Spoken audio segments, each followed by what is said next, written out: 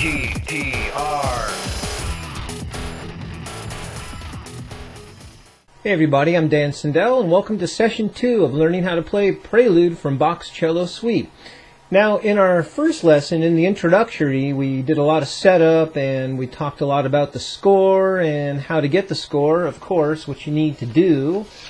I'll make mention of this every single time, just in case you're hopping on board late. You want to come up to EZGTR.com. That way you can sign up for the newsletter and download the PDF score, which has got the notation and the tab, which we study note for note. Very simple, very easy. Don't worry, we won't spam you. It's only there to alert you once in a while what's going on in our world. In our first lesson, we covered bars 1 to bars 4, and I'll do a quick review for you really quick. I'll go ahead and play bar 1, but first, let's tune up really fast. Just make sure we're all on the same page. I'll show you my tuner really quick, get that in there, and I'll play you a low E.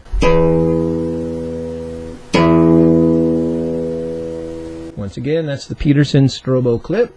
Totally awesome tuner. There's an A note. Looks like it's rolling flat just a little bit. There you go. When it stands perfectly still, you're in tune. Alright, good. So there's an A. How about a D note? Rolling flat. There you go. Perfect. Very precise. Hey, that's good. So here's your low E. Here's your A. And here's your D note. Cool. Get tuned up, and we'll come right back. Okay, now that we're all tuned up, let's do a fast recap from our last lesson. I'll just go ahead and cover bars 1 through bars 4 again, and I'll just play through it real carefully, real slowly for you. Here's bar 1.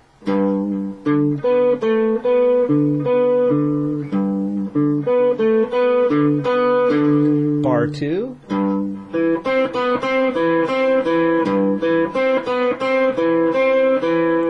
Bar 3.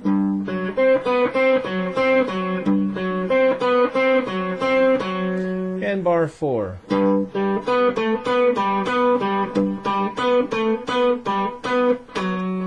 Now that's where we left off, on that F sharp note. So let's go to bar 5 and let's move forward. Now, once again, I hope you printed out the score and you're looking along with us. And once again, just as a brief reminder, the tab is there. We're focusing more on the notes. I really want to help you guys improve your musicianship, learn how to read notes and not be so dependent on tab. If you really want to communicate with a lot of different musicians other than just guitar players, I think it's a good idea to learn how to read notes, or at least improve upon it. Can never hurt. Anyhow, let's move forward. That's just my little speech. But bar 5, let's look at the notes. We've got a low G, then we go to a E, then we go to a B, and we go to an A. That's our first grouping, once again, of our 16th notes. It's a very metered piece, all in 16th notes for the most part. So here we go. We got a low G to E, B to A.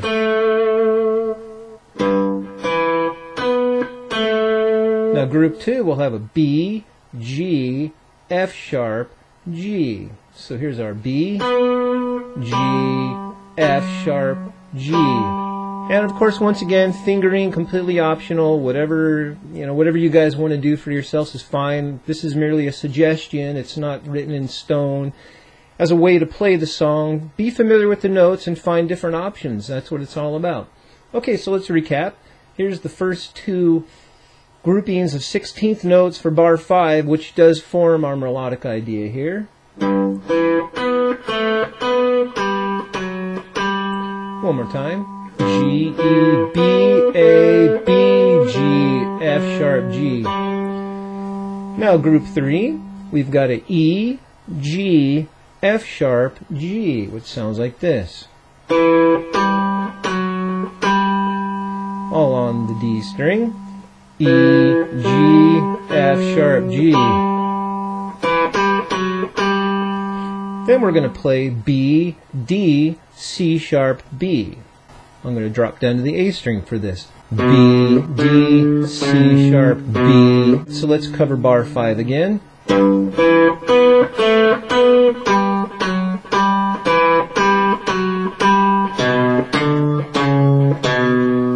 I'll just play that one more time for you.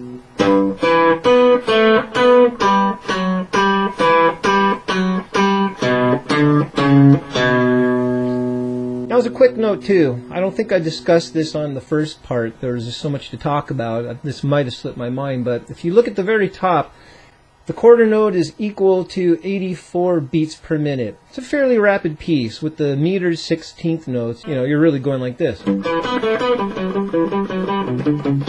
know, we're playing at a more rapid click. 1E and a 2E and a 3E and a 4E and a. But right now, just for learning purposes, we're just really slowing it down. Fairly unmetered, if you will.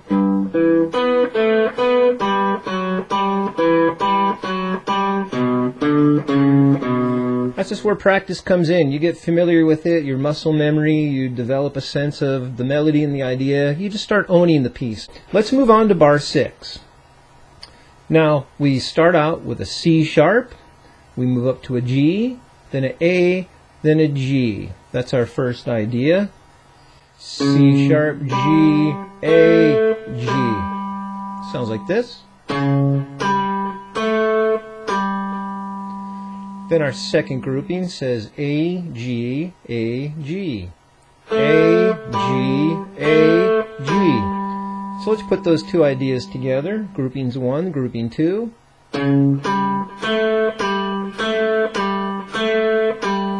Then if you look carefully, once again, that idea actually just repeats itself. C sharp, G, A, G, A, G, A, G. So measure 6 will sound like this. Repeat.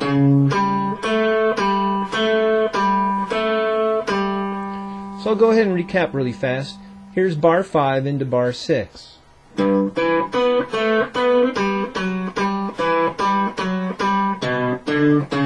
Bar 6. Repeat. Now let's move into bar 7. We now have an F sharp, A, D to a C sharp. Grouping 1. F sharp, A, D, C sharp.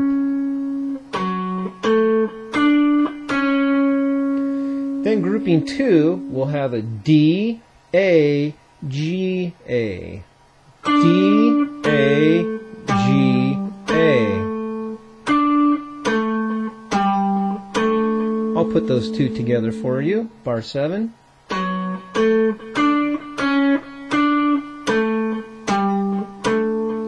Now notice I actually switched positions from the 4th position up to the 7th position. Optional, of course. You guys can find a fingering that's more comfortable for you. Go for it. So once again.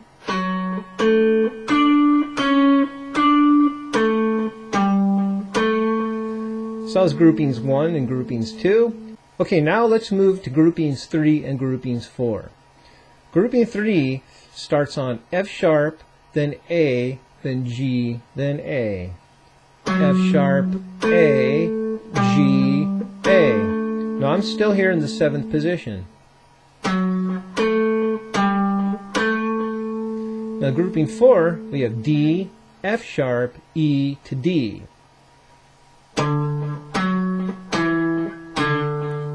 D, F sharp, E, D. So let's recap bar 7.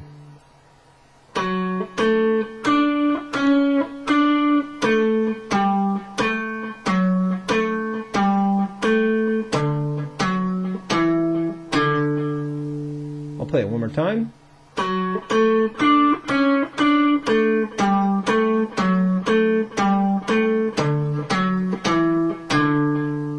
Cool. Now I'll just go ahead and play bars 5 to 7 again, and then we'll see on the next lesson. So here we go.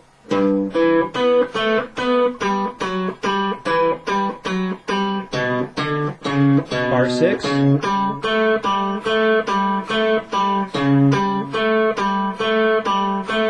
Bar 7.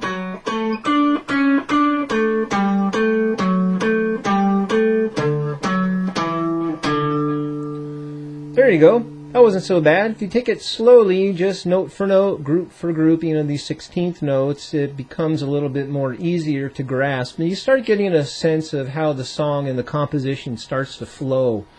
Cool, guys. Well, so far now, with these 2 lessons, we've gone through bars 1 to bar 7, and next time around, we'll see you with bar 8. All right, see you next time.